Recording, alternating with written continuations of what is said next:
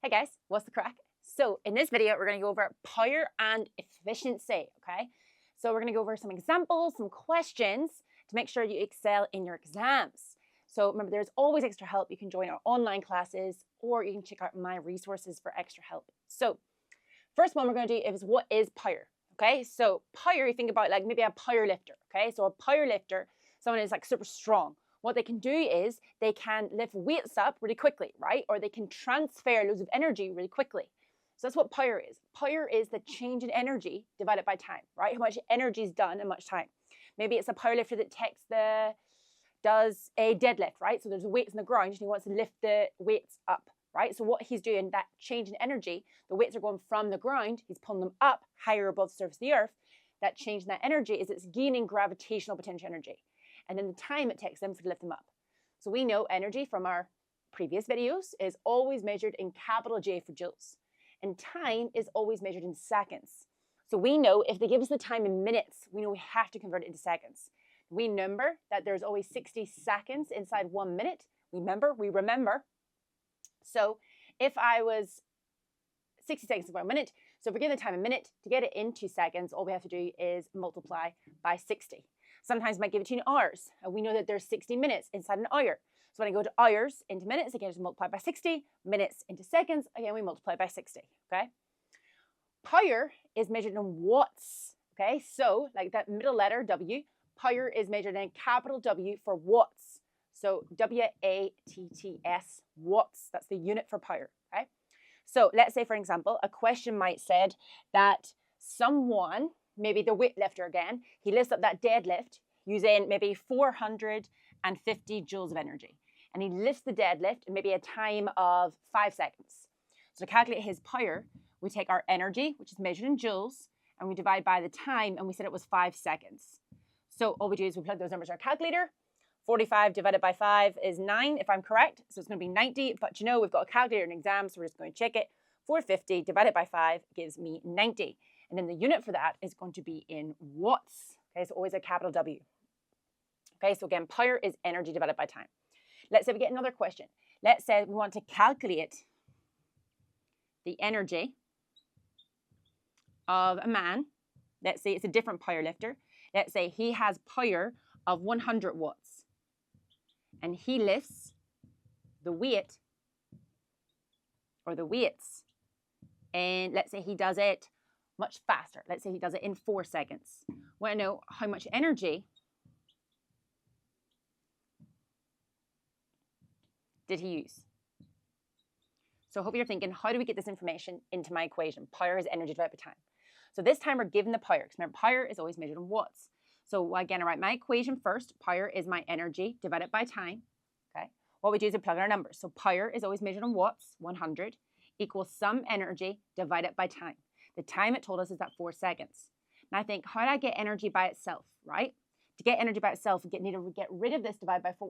When we get rid of something, we do the opposite of it. The opposite of dividing by 4 is multiplying by 4. And what we do one side, we always do the other. So 100 times 4 gives me 400. So energy, 400 joules, okay? Another way I remember this equation, though, is I slightly rearrange it. So again, if we want to get energy by itself, I want to get rid of this divide by t. The opposite of dividing by 7 is multiplying. So what we do to one side, we're going to do to the other side. So I can see that energy then becomes a power times the time. So energy is power times time. So again, I've just write that over on the other side again. What we have is energy is equal to a power times by time. Okay, so energy is a power times by time. Energy is a power times by time. So how I remember this is that English people prefer tea, right? Loads of English people drink tea all the time. So English people prefer tea. That's how I remember the equation. You don't have to remember it because again, you do get that equation sheet, but you want to be fast in your exam. So it's good to remember some of these formulas. So English people prefer tea. So if I want to do this equation with the way that I've remembered it, again, the English people prefer tea. To calculate the energy, we just take the power, which is 100, and we multiply by the time. The time here was 4. So we get that energy then of 400 joules. So you can see it's just a rearrangement. Okay, so next one then is efficiency. Okay, so you might know that some people might say they're really efficient. If they're really efficient, we know that they're really good with their time, right? They can get loads of stuff done in a certain amount of time. Or if a car is really efficient, we know that you don't have to put as much fuel inside it, right? The car can get much further without having to refill up the fuel. So to calculate how efficient something is, we just use this little e to represent efficiency. You always do whatever the useful is over whatever input, okay? So whatever is useful over the input. For example, if it's my car moving, I want to calculate the efficiency, that useful energy is that kinetic energy of my car moving. And then we put whatever the input energy is. The input energy is probably that chemical energy, right? What's in my petrol, what's in my fuel. So key thing is here, the bigger number always goes in the bottom, right? The bigger number, the input energy is what we put in, and then the useful energy will be smaller because that will comes out. Because we know that some energy gets wasted. For example, if we use our car example again, when my car is moving, the chemical energy in my car, we want to get transferred into the kinetic energy of my car moving, okay? But we know that's not all going to happen, right? Some of the energy gets wasted. Some energy is going to come out of thermal energy, right? You might see the tires here up. You might hear the sound of the engine. So some energy is getting wasted, lost, right? We don't want that energy. So not all of the chemical energy goes into kinetic because some of it is getting wasted. So what we do is figure out how much chemical energy we've input and how much came out is that useful kinetic to find our efficiency. Or another example here is, let's say I've got a microwave. It says my microwave is 800 watts, only 80% efficient. Okay, so 80%, if I want to write it, 80%, what that means is 80 over 100. 80 over 100 is 0.8, so that's the number for efficiency. So 0.8 is how efficient my microwave is. I'm thinking, what is the useful and what's going in? So it says my 800 watt microwave. So what went in there is that 800 watts, right? We know that's what went in because it says, the question says, what power goes to our dinner, right? That's useful. We want to heat the dinner up.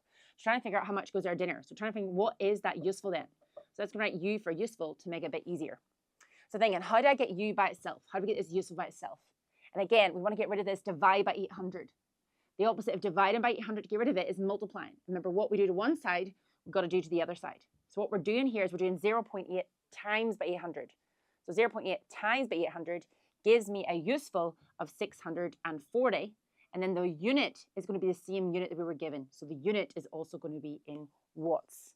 Okay, so we see not all of the energy went in, not all of the power went in to heat up my dinner. Some of it gets wasted, right? We know that we can understand how microwaves make noises. There's some wasted energy.